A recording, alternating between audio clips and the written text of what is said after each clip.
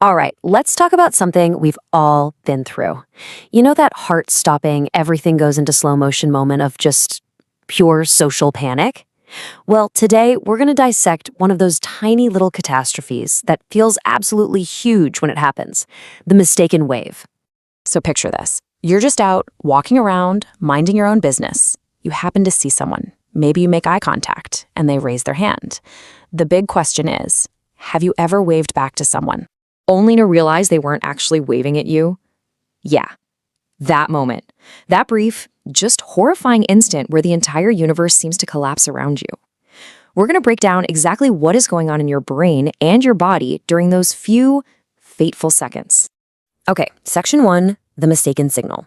See, it all kicks off with a simple, kind of ambiguous signal that gets processed in milliseconds by your brain, which, it means well, but sometimes it gets things very wrong. So it all starts so innocently, right? You're just walking, maybe you're lost in your own thoughts, got your headphones in, everything's totally fine. And then you see someone, just, off in the distance. Your brain kind of perks up, registers a potential social interaction. You're thinking, do I know them? They look kind of familiar. And there it is. They're waving. That's the catalyst, right? An arm is up in the air. A social signal has been sent out into the world. But the big question is, who is it for? So what's happening inside your head is something called pattern recognition. Basically, in a split second, your brain sees human, it sees waving, and it sees general direction, me. And it runs this lightning-fast calculation. The conclusion it comes to? Hey, wave back. It's a really efficient system for sure, but as we know, it is not always a perfect one. And that brings us to section 2, the point of no return. Oh yeah, this is that critical moment. The decision has been made, the action's been taken. This is basically the social event horizon. There is no coming back from this. You commit. You wave back. You do it. You raise your hand. It doesn't matter if it's a full-on enthusiastic wave or just one of those little subtle head nods. You have engaged. You are locked in. And then you see it. The floor just drops out from under you. The wave was for the person behind you. Your eyes adjust and you see the actual target of the wave, emerge from behind you, all smiles, waving back at the first person. The signal, it was never for you. It was a total case of mistaken identity. Which leads us to section 3. The soul leaves the body. Because this isn't just, oops, that's awkward. No, this is a visceral physical reaction. It's what some people literally describe as a complete out-of-body experience. Yeah, this quote, my soul is leaving my body. It just perfectly captures that feeling, doesn't it? It's a moment of such intense, acute self-awareness and embarrassment that you feel this literal sense of detachment. It's like the only logical escape is for your consciousness to just float away.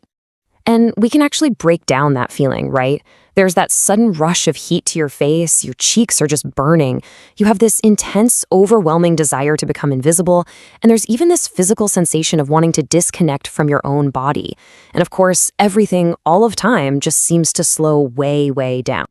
All right, on to section 4, the overthinking spiral. Because the moment itself, that's only the beginning. What comes next is, you could argue, even worse. It's the mental echo, that endless cycle of cringe that your brain just forces you to relive over and over. This usually kicks off a kind of 4-step mental replay.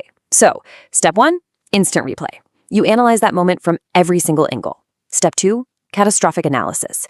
You immediately assume the absolute maximum social damage. Everyone saw me. They all think I'm an idiot. Which naturally leads to step 3, plan new identity. You're seriously considering moving to a new city, maybe changing your name.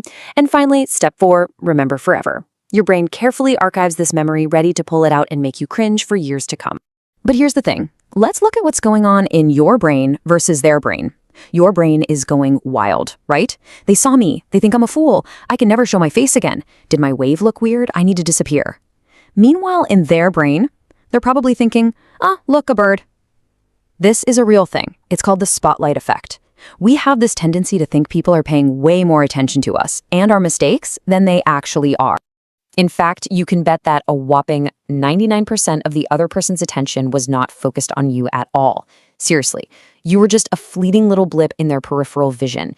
Your giant social catastrophe, it wasn't even a footnote in their day. So it all boils down to this question. If everyone is the main character of their own story, then who even noticed the wave? And the answer, almost certainly, is that nobody did, except for you. And that's a pretty comforting thought, and maybe something to remember the next time you feel your soul trying to leave your body.